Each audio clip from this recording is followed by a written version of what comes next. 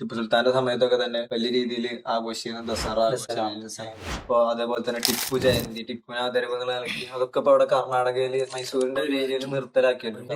മുഖ്യമന്ത്രിയെ കുറിച്ച് എന്ത് പ്രശ്നം തന്നെ ഇതിന്റെ ഭാഗമായിട്ട് യെഡ്യൂരപ്പ കർണാടക മുഖ്യമന്ത്രി ഇവര് പാർട്ടി സ്വാഭാവികമായിട്ട് ഇങ്ങനെ മാറി കളിക്കുന്ന ഒരു ചാഞ്ചാടുന്ന ടൈപ്പാണ്. ഒരു പ്രാവശ്യം ഭരണത്തിലുള്ള സമയത്ത് BJP പുറത്തു പോയിട്ടുള്ള ഒരു സമയം എന്താ ഒരു ഭരണത്തിൽ വരുന്ന സമയത്ത് ടിപ്പുവിന് ആദരവ് എന്ന നിലയ്ക്ക് ടിപ്പുവിന്റെ പോലെ വസ്ത്രമൊക്കെ ധരിച്ച് ഒരു വാളൊക്കെ പിടിച്ച് ടിപ്പുവിനോട് ആദരവ് എന്നുള്ള നിലയ്ക്ക് അങ്ങനെ അദ്ദേഹം നേരെ മറിച്ച് അപ്പുറത്തെ ഒരു BJP മാറിയ ഒരു സംഭവം ഉണ്ട്. 2012 തോന്നുന്നു ഇവര് പോയ സമയത്ത് ടിപ്പു ഒരു മത തീവ്രവാദിയാണ്, ടിപ്പുവിന്റെ യഥാർത്ഥ സ്വഭാവം വരച്ചു കാട്ടുന്ന നിജഗന സുഖ പുസ്തകം അതിങ്ങനെ എടുത്ത് കാണിക്കണം, നല്ല പ്രൊമോട്ട് ചെയ്യുന്ന ടൈപ്പിലൊരു സിനിമയുടെ തന്നെ ദി സോഡ് ഓഫ് മൈസൂർ പറഞ്ഞിട്ട് ടിപ്പു ദി സോഡ് ഓഫ് മൈസൂർ പറഞ്ഞ ഒരു പുസ്തകത്തെ ആസ്ഥാനാക്കിയിട്ട് ഒരു സിനിമ ഇറക്കാൻ വിചാരിച്ചു. അതില് രജനീകാന്തിനായിരുന്നു ടിപ്പുവിന്റെ വേഷം കൊടുത്തിരുന്നത്. പക്ഷെ അത് രജനീകാന്തിന് എന്താ RSSന്റെയും BJP-യുടെയും ഭീഷണി കൊണ്ട് അത് മാറ്റി വെച്ചു എന്നൊക്കെ റെക്കോർഡുകൾ നമ്മളെ വായിച്ചാൽ മനസ്സിലാവും.